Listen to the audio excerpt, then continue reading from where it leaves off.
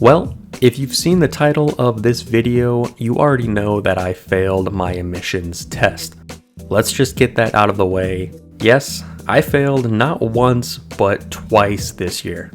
And in this video, I wanted to talk through that experience and get you caught up on how the Jeep sits right now. It's a goofy story, and definitely a little bit embarrassing, and a whole lot of stupid on my part, and I think you might enjoy hearing about it. Emissions testing here in Arizona is similar to a smog check in California. Most vehicles within the Phoenix and Tucson metro areas have to pass an emissions test which checks for excessive noxious gases roughly every 2 years.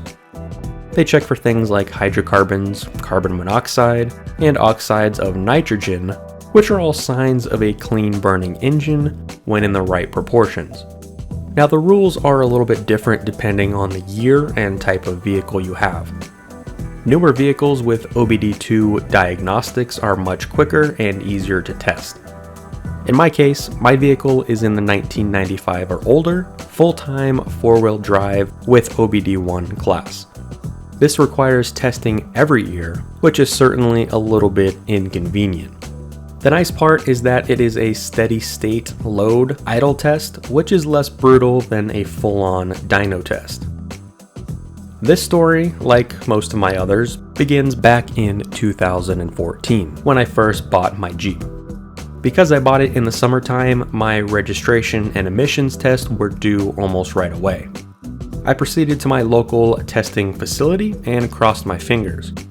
They scanned the VIN and set me up for the steady state test. Luckily, the Jeep passed easily. You can see my results on screen right now, which of course made me happy because they were all well within the acceptable standards and gave me an easy pass on this new to me vehicle. The next year was the same deal.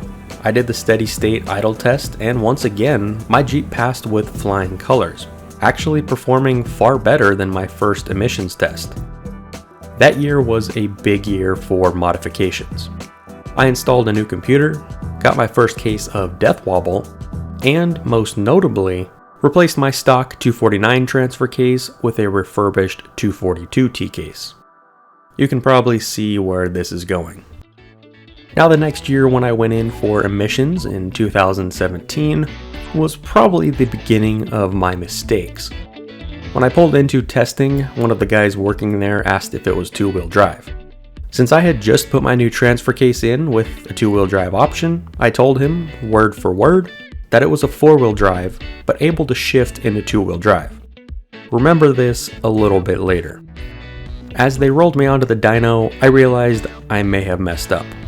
They did the test, taking the Jeep on a simulated drive up to about 50 miles per hour on the rollers. To my surprise, they handed me the results and told me I passed. This was great news at the time because all of my numbers looked good, and I now didn't have to do the test for another 2 years due to the different style of testing and vehicle class. Fast forward to 2019 when I was due up for emissions again. Now my Jeep had been sitting for a little while since I wasn't daily driving it, and it even still had the rooftop tent mounted up top. I headed for emissions, figuring that everything should be okay since I had no issues in the past. I got to the testing station, told them the same thing about two-wheel drive and four-wheel drive, and proceeded onto the dyno for the test. They ran it through the test, driving it on a simulated highway drive at different speeds. 3/4 of the way through, they stopped and started over. This was my first hint that something wasn't quite right. They tried again. After some collaboration with the other employees, they handed me my results and informed me that I failed on 2 of the 3 gas tests. I was a bit shocked. This was the first time I had failed, and my emissions numbers were nowhere close to the acceptable standard. I headed back home to figure out what went wrong. I knew that I needed to improve my carbon monoxide and nitrous numbers. We started with the basics. The Jeep was overdue for an oil change, the air filter hadn't been checked in a while, and it hadn't been on a long highway drive to get the juices flowing for a few weeks. After some routine maintenance and a nice long drive to get things warmed up, I headed back for another retest confident that things would go better this time. They did not. After the dyno roll, they handed me my results and told me I had failed again. This time, I had improved and passed my carbon monoxide levels, but had failed in the hydrocarbon and nitrogen tests. I just couldn't win. I headed back home for another rethink. With my results all over the map, I was really at a loss of what to go after next. After running through some routine maintenance stuff, I realized my spark plugs were overdue and could be contributing to excessive exhaust gas. I also topped off my tank to get some fresh, high-octane gas in the system. Sifting through my past emissions results, I suddenly had a brainwave. Perhaps the issue wasn't my Jeep specifically, but rather the type of test I was trying to pass. The dyno test is meant for two-wheel drive vehicles and measures 3 types of gas in grams per mile. The steady state idle only test is meant for 4-wheel drive vehicles and measures 2 exhaust gases and is in parts per million or percentage. These are 2 totally different types of measurements. This had to be it.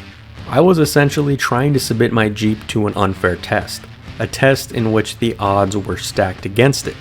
How I passed the dyno test in the first place completely baffled me. I headed back for another retest, hoping that my repairs and new way of thinking would be enough to get me through. After explaining my story as briefly as possible to the employees, I was eventually able to retest my Jeep, but this time back on the steady state idle test. They idled the Jeep, revved it, and I was given my results. It passed. Just barely. The numbers were close, but with all of this confusion and struggle throughout testing, if I stick with the 4-wheel drive test in the future, I think things will certainly go a little bit smoother from the beginning. So, the point of this whole story? Well, I guess I'm a bit of an idiot. And maybe I had a little dumb luck on my side when I passed the first dyno test. Either way, this whole process was way more stressful than it should have been. It also taught me to keep up with the routine stuff. It's easy to get carried away with the cool toys and modifications, and easy to overlook the basic stuff sometimes. And maybe I wouldn't have been in this pickle in the first place if I kept up with the maintenance stuff. Obviously, these older vehicles don't run like a new one would, but with the right parts in place, they should be able to pass an emissions test, especially one with the right standards and measurements. Thanks for listening to my dumb story. Now that the summer heat is finally letting up, I do look forward to getting back on the trails soon. And stay tuned for another special featuring my summer adventures coming out later this year. We'll see ya on the next one.